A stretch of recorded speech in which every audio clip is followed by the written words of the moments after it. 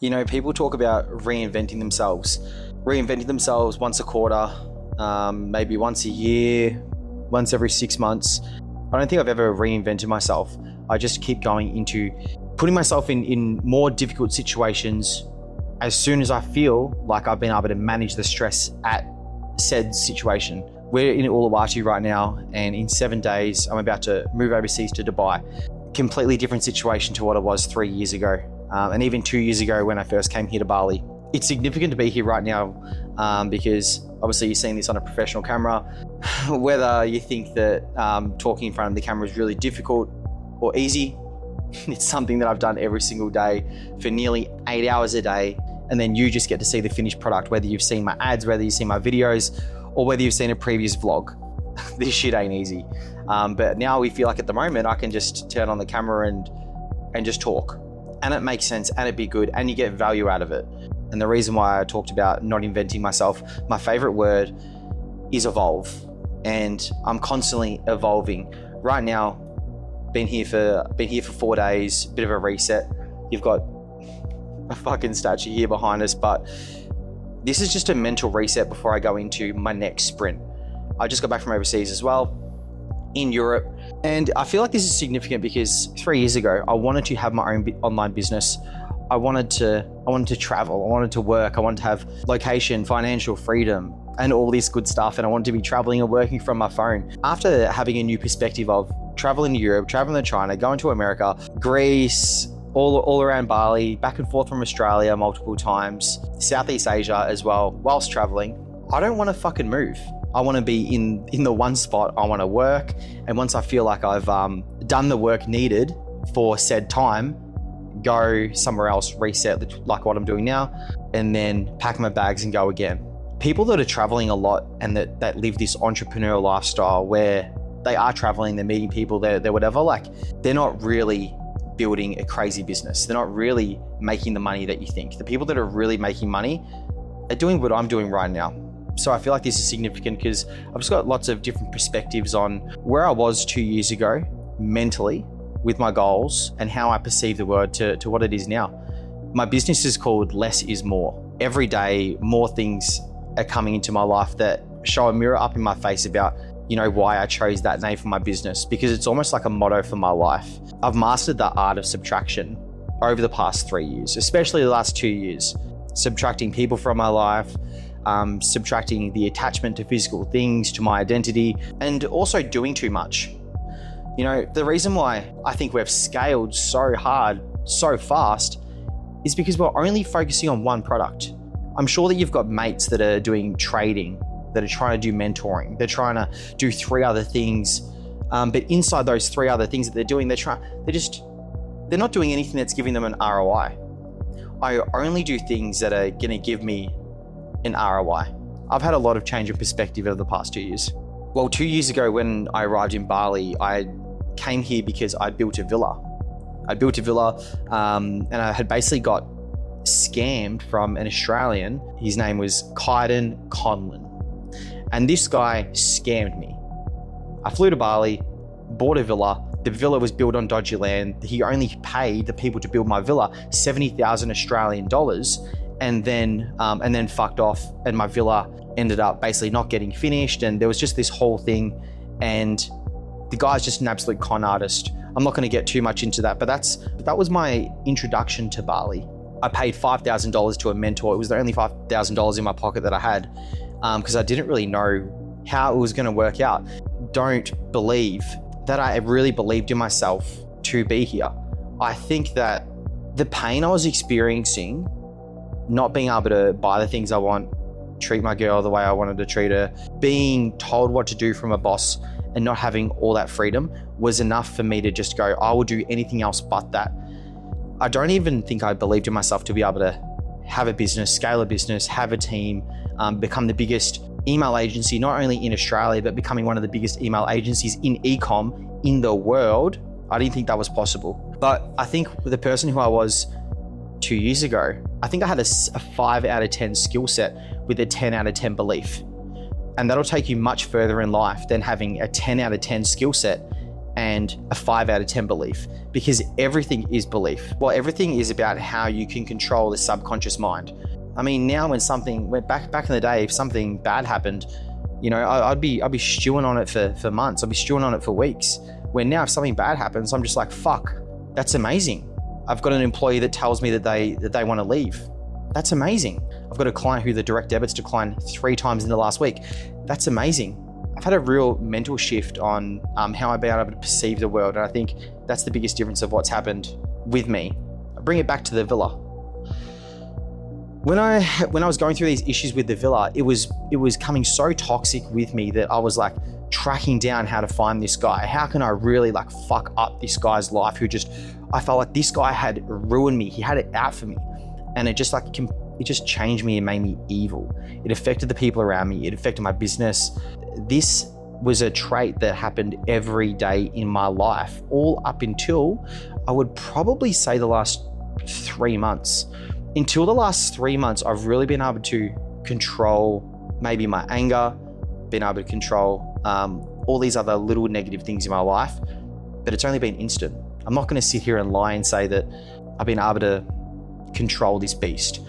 I feel that for you to really turn up and have a savage lifestyle, it's all about putting yourself in the savage lifestyle, and then now it's your job to manage the savage beast. And I get goosebumps thinking about it because it's definitely true. There's times where you do really have to turn on like being a savage, and there's other times when, there's definitely not a time for it. But 2 years ago, I came here completely looking for an escape. I'd sold my apartment and I wanted to come to Bali so bad, and I wanted to leave Australia so bad that I'd sold my apartment that I bought for 600,000 Australian dollars at 21 years old, sold it for 500. Can you imagine that? Can you imagine you having $600,000 in an apartment and then selling it? I also had rehomed 2 dogs that I love dearly, that I still think about every day. I gave up everything to be here. So what I was looking for was, I just needed to put myself in a situation that was going to force me to evolve. So back then, success, what I thought success was me and my partner went to Europe maybe 6 years ago, and I'd spent all my money getting us to Europe. But then when we were there were things that we couldn't do. We were going to these beach clubs, didn't have the money to go and buy the expensive bed, weren't able to walk up and down Marbella and go to Louis, Gucci, Prada and buy whatever we want. Couldn't go to Nobu and spend $600. Well, we could, because we did, but then we would be eating like street food for the next 3 nights. And I was seeing all these guys that were young guys into trading or into crypto, flying business class, having an absolute laugh. That's what I thought. That was my that was when I was exposed to really young people who were successful, and that's what I thought success was. But if you bring it back to the very start, I've got a different perspective. Success is mental, physical, spiritual, and also what you're doing for other people. We've got a business of about 40 to 50 people on any given day that are working for us, and I'm really focused on building the best possible team. And that's what I think success is. I'm really trying to be a really good leader. Not always going to get it right, but I'm very open to that, So when I first came to Bali, I was sending out like 100 DM messages a day to clients on Instagram. I was sending out like 50 emails. I was doing whatever I could to just secure clients, and I was doing everything else but the things that are going to give me the biggest return on investment, which was content. So my mentor that I've invested all my money with at the start, okay, his name's Tom Pearson. The guy changed my life. He just said to me, he said, when you meet people, and this has probably changed now. So what I'm going to tell you now, that it's probably changed, okay? But 8 out of 10 people that I would meet, I think that we would get along and they would say that I'm a good guy, or they liked my demeanor. That was that perspective at the time. And he said, then why the fuck don't you just put a camera in front of yourself and talk about what you're doing?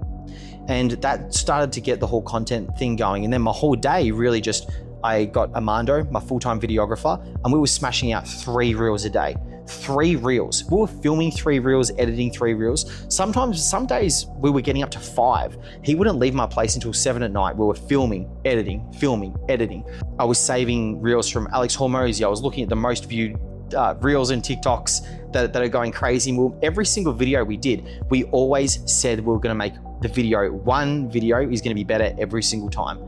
And I still believe we're doing that, even with the content that we're making now, the content that I do on my personal brand, the content that I do with the email marketing page.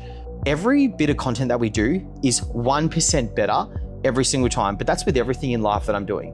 Whether it's the gym, I'm always doing one extra set, always doing two more seconds of holding the weight. I'm doing one more crunch.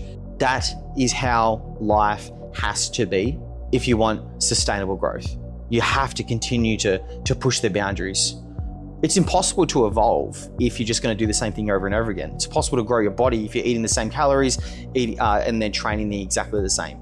It's impossible to grow the team if you're not asking difficult questions to the team or not asking them to ask difficult questions of you. No one ever knew really what I was doing.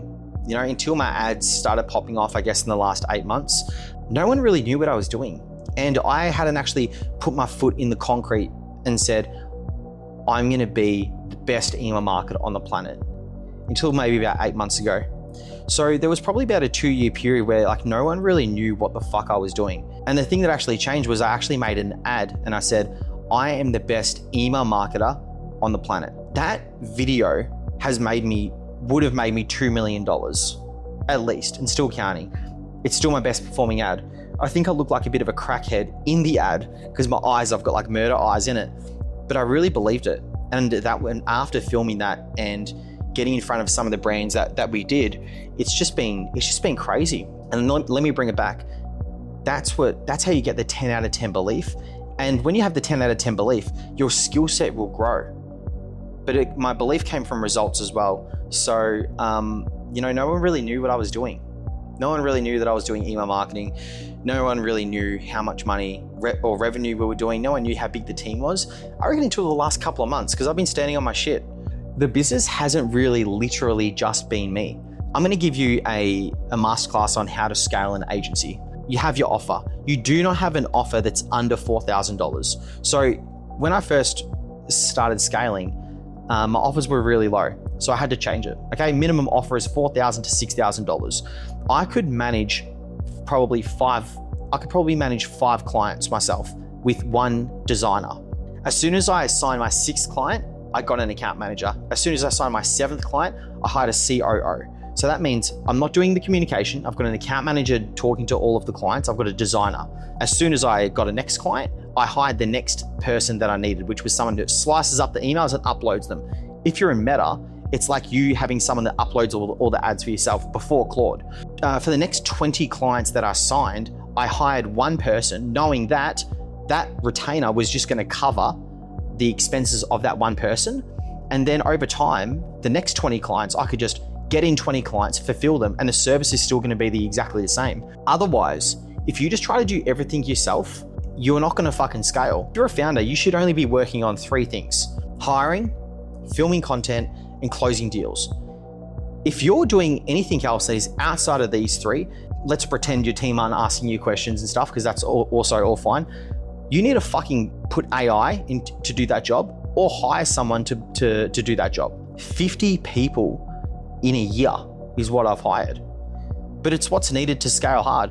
You can go so far with people. I don't know how many hours of work we do in a week. I just analyzed all the emails my team did over the past month. We did 1,650 emails. Can you just picture a Photoshop board or a Figma board or a Miro board on your computer with 1,600 emails, top to bottom? That is crazy. That is what my team puts out. We're almost like a design agency. You know, in Bali, I built something really that I'm really proud of.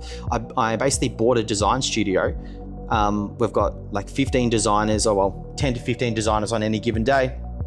And half of them come to my villa half the time and they're working from there. I order us all food. They absolutely love it. And they get paid the same amount as what people would back in Australia. I treat them really well. I'm super grateful. I'm super grateful for that. My business was never really just me.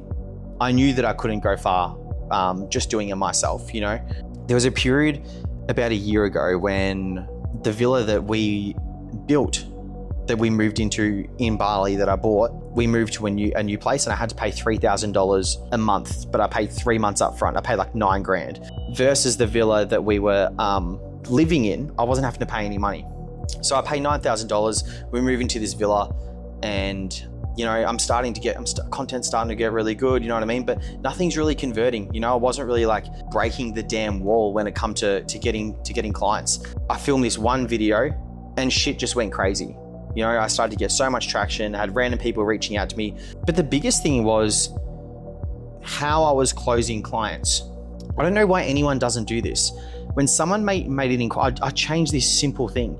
When someone wanted to work with me, they would have to make an inquiry and then would get on a sales call. I would audit their account on the call, and then it would sort of get to a bit of a sword fight. Because no one likes sales calls. They're fucking shit. So what I did was you can request an audit. So once someone gives me their email, their name, and their WhatsApp number on the inquiry form on my landing page, I would get their WhatsApp. I would send them a voice message and I would say, "Hey, so-and-so, it's Spencer. I just wanted to let you know that I'm a real person. Can you please do a favor and shoot me back a voice message? I've had 30 inquiries today and I'm only responding to those that can send me back a voice message." Right then and there, if they reply to me with a voice message, I knew that I was going to sign them as a client, because no one wants to get on a sales call and people would just reply back to me because I was controlling the entire situation. People reply back and they go, "Hey Spencer, yes, I'm a real person." And then from there, that's all they really say. And then I send them another voice message and go, "Okay, let's just get straight to it." From 2 voice messages, I'm able to get inside someone's business. And then I don't even get on a sales call and I send them a Loom video auditing their account. They say yes, I send them a Stripe link for $6,000 and they're on a retainer. That sales process is completely seamless for me. It's completely seamless for them. And that's what's completely changed my business. I had to become good at content. I had to become good at voicing my opinion, sharing my thoughts, feelings, beliefs on my personal page. My personal page I reckon has brought in 80% of my leads, because people will come from my personal page, then they'll go to my email marketing page and they'll be like, "Oh shit, okay, I'm getting 2 completely different people," because on my personal page, I didn't even share anything about my business, anything about my email marketing, maybe until the last month, because I wanted to stand on my shit. Putting myself in the perspective of someone who wants to pay me $10,000 to manage their email marketing. We charge more for email marketing than people do for Meta, Google, which are ultimately top of funnel channels that bring in more revenue for the business. For me to actually charge $6,000 to $10,000 is a fuckload of money. It's the most in the world. So I need to put myself in the perspective of the highest performing version of me, the person who demands $10,000, the person who has that 10 out of 10 belief that they can actually deliver on the results, which we can, so I need to get good at content. You need to always stay sharp, always need to have a fresh fade, always need to have a chiseled 6-pack, always need to be looking the part. All those things are hard to do. I'm switched on every single day. That's probably the number one thing that has changed.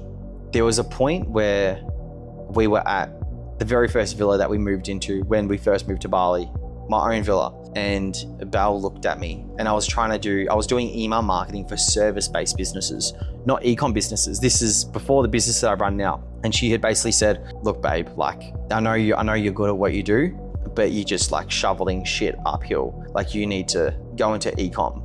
And I was like, "Oh, okay." And I think that was her seeing me just like bleed every day, DMs after DMs, sales calls after sales calls, and just like consuming content. And it's a very vivid memory. And I still definitely know how I felt at the time. It was actually relieving, to be fair. I realized this was actually working when my competition, when they started to only make videos about me. I had people doing reaction videos about me. And I was like, fuck, do I respond back? And I'm like, if Alex Hormozy has some little dweeb make a video about him, is Alex Hormozy going to respond? He's just going to laugh.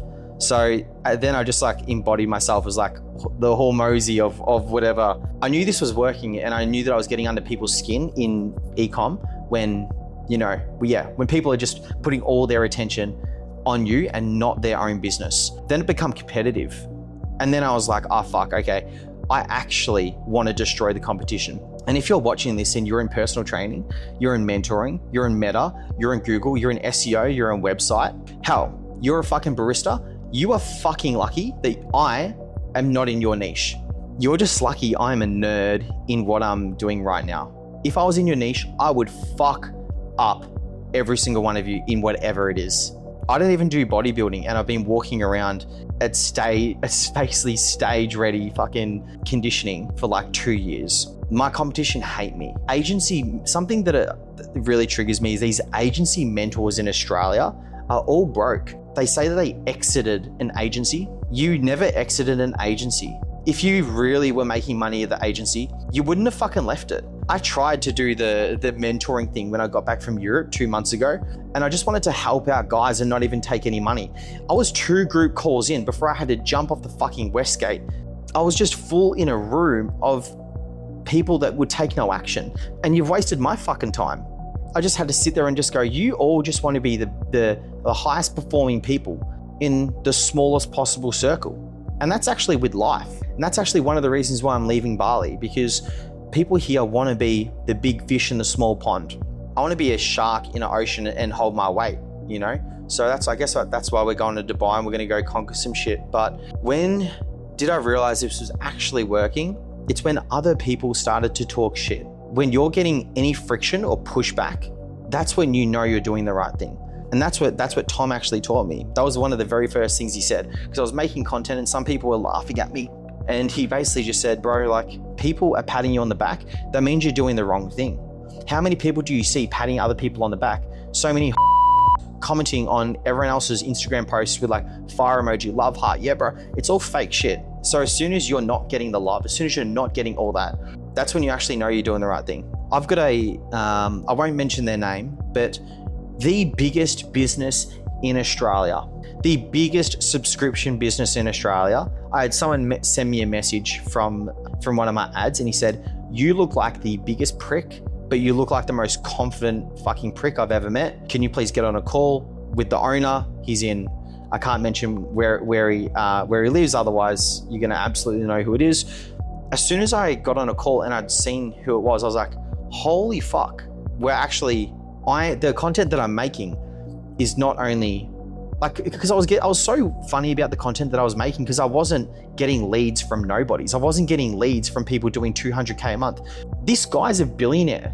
And so was everyone else who followed that from the ads I was putting out from about 9 months ago. They're all doing multi-million dollars, minimum $1 million per month. So I didn't really care about the content that I was making, because I was getting hate from a lot of the like smaller, like e-com business owners thinking that it was maybe too intense, when the people that my content was actually converting were the ones that were problem aware, solution aware, and knew that I was the vehicle to take them to where they wanted to go. So I wasn't really too worried, but I think that's the number one thing that changed it for me.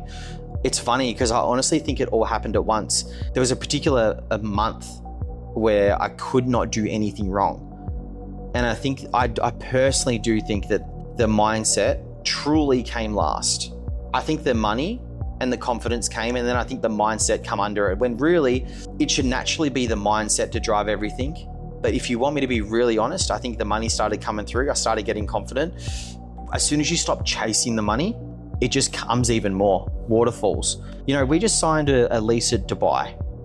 I'm going to be paying $22,000 Australian per month for my apartment. And the one I'm staying in right now is about $10,000 AUD in Bali. Like, we're having different conversations now. The reason why I'm paying such a high amount for a place is because I need to walk around and go, I can't fucking switch off, because you can lose everything like that. The thing that has changed for me and why I'm such a savage every day is because everything can be taken away in an instant. I could be on a motorbike tomorrow and I could die. My business could be taken away. AI can take away my business. I had a really good conversation with an email with one of my competitors. I always want to destroy the competition, but I made a couple of calls to a couple of guys that are in my niche, just to reach out and just say what's up, just see what they're doing.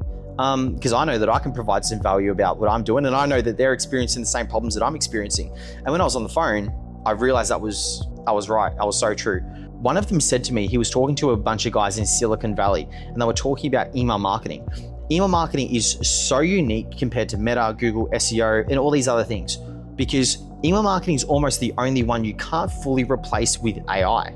Meta, you can always plug it into Claude and it can adjust things and with your ads, and you can almost automate it. With email marketing, you can't. So I'm basically selling a premium software like Salesforce at an ultra premium price that they can't replace. $6,000 to $15,000 Australian per month for my service. But I'm in a moment right now where like I can't slow down. So I haven't really come across any quote unquote problems, but removing beliefs that would limit me. So for example, having clients that you were super loyal to, but then you have to get an account manager and you need to get someone else to do the job. A limiting belief for me was for my business to scale, I can't actually be in the business doing the work. I need to be focused on systems, employing people, and shooting the content and closing the deals, obviously.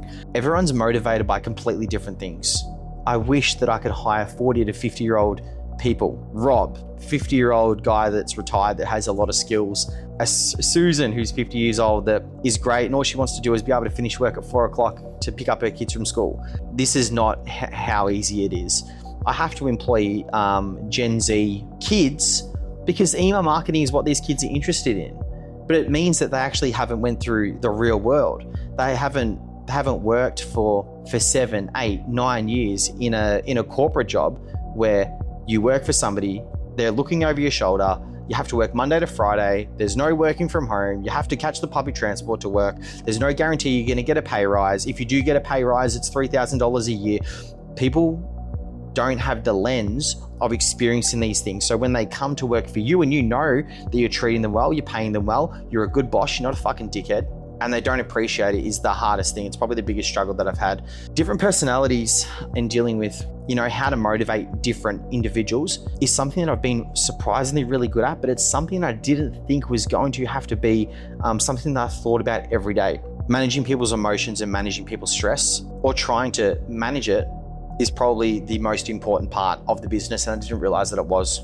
I have so much focus on that now is because I'm feeling very zen right now. And I think, I don't know how long this video has been going for, but at the very start, I said that it's only been the last 2 months I've really been able to control my emotions and my anger. This is something that I'm really trying to do to everyone in my team. I want them to be able to control their emotions. I want to be able to reduce the stress, being able to switch off, all those sorts of things. That's my most important thing. Teaching people to really set themselves up for success, and they think that when a boss says that, they're like, this dickhead, he doesn't know what he's like, he's not the one doing the work.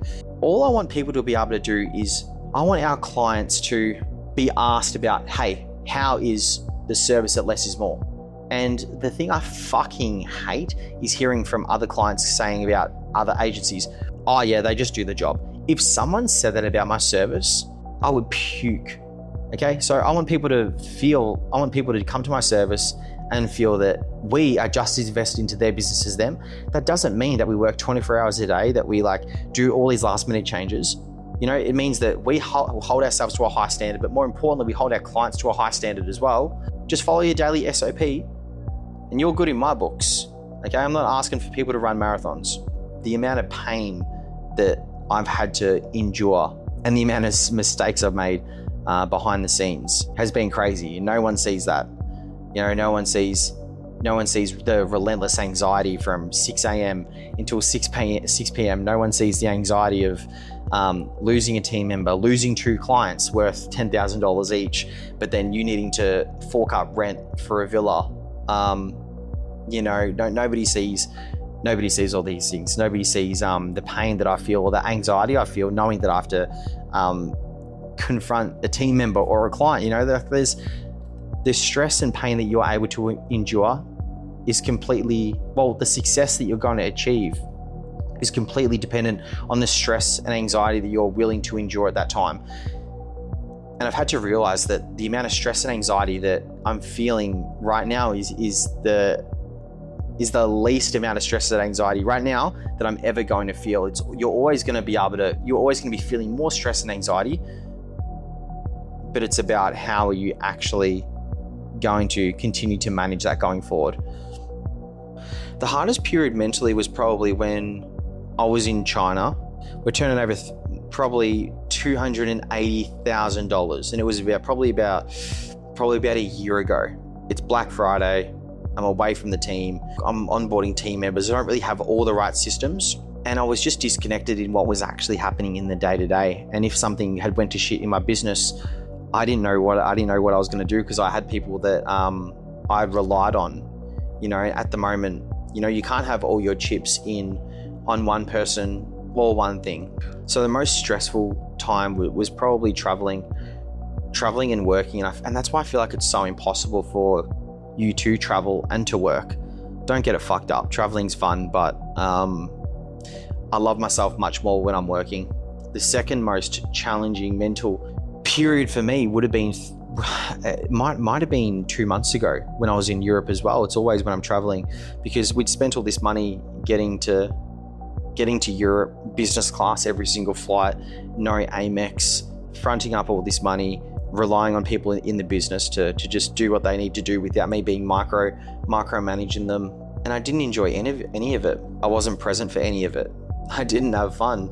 And that was probably the most mentally challenging thing. You need to have your hands on the steering wheel at all times.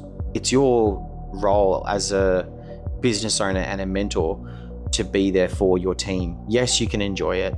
Yes, you can live your life. But mentally, that was probably the most difficult time. Being away from my computer, being away from my team, being away from the place that I'm really locked in at, not eating the right food, not training at the same time, not training at the same gym, not having my same daily routine. And then it brings it back to, those are just some 2 challenging times, but they're the only 2 challenging times I've really had in the past 2 years. And the foundation, the solid foundation of, I guess, my life has just been eating the same foods, training, sticking to my training, working in work blocks, and switching off at night. Less is more. I wake up in the morning, I won't touch my phone, I'll go to gym, listen to some fucking Future, listen to some Drake, I'll do the sauna, I'll eat the same food, I'll have a coconut, I'll get home. And then for that 3-hour period, I'm the boss. Okay? I ensure that the whole time while I'm at home, we're filming what the fuck I'm doing. And when it comes to content creation, guys, people don't want to have you talking to them. People don't want you doing S-tier reaction videos. People don't want you doing good versus bad. What people want to see is good sound, good lighting, good camera, and your perspective. And then on the flip side of that, the other thing they want to see is results and how you got from A to B. That's as simple as it gets. And that's what I tell people. Guys will go, your content's so good, what do you do? I said, just buy a DJI or a professional camera. Do 2 types of content. Fly on the wall content of what you're doing, okay? Just pretend like the camera's not there. Go about your day like the camera's not there. And then also the other content is, we took this client from here to here. This was their perspective before. This was their perspective after. That's as simple as it gets. You can completely scale a business from that. If I lost my business today, I could easily scale it to $500,000 in 6 months. Easy. Build the team from scratch. I could do it with a whole new service. These people that are here that are talking shit about me, that have their other little agencies that they're doing everything else but focused on what they're doing. Shitty Australian agency mentors, whether it's these guys in Meta, whether it's all these guys in email, all these guys that are talking shit about me and my business. You guys have been at it for 6 years. I've been at this for probably 1, and we're already lapping ya. When I released, when I stopped being so angry and I stopped, focusing on what other people were doing, my business went to the moon. And that's the advice that I'd give to them. And that's the advice I'd give to you. You can't focus on what other people are doing. Energy's really powerful. You've only got 100, you wake up with the day and you've got a battery that's 100%. What are you going to do with the 100% battery? You're going to spend that fucking worrying about some bullshit, worrying about a girl, worrying about people in the business who are unpredictable. Some advice that I'd give about clients and employees is everything needs to be predictable. You need to have predictable revenue, predictable clients, predictable employees, predictable relationship. And if those things aren't aligned, then you're going to be stressed and you're going to have anxiety. And just don't focus on what other people are doing. Focus on you. You're the only person who can move your own feet forward. If you focus on other people, you're going to stay stagnant. And you're going to start second guessing what the fuck you're doing. Keep your opinions to yourself. Don't go ask people what their opinion is of you. Don't take advice from people. Don't take financial advice or business decisions from people that have a shitter business or are making less money than you. Don't be asking your parents about how to scale this agency, how to deal with this person, lived in a completely different way. Take no advice. Just take other people's perspectives, take ideologies from different people and how they live life, and then form your own identity. There's too many copycats out here with content, with opinions, the way people dress, the way people talk, the way people look. It's all about authenticity. It's all it is. The thing that has made me a million times better than anyone else in my niche has been authentic. And I'm always going to be authentic. And that is one of the biggest things that I can give away.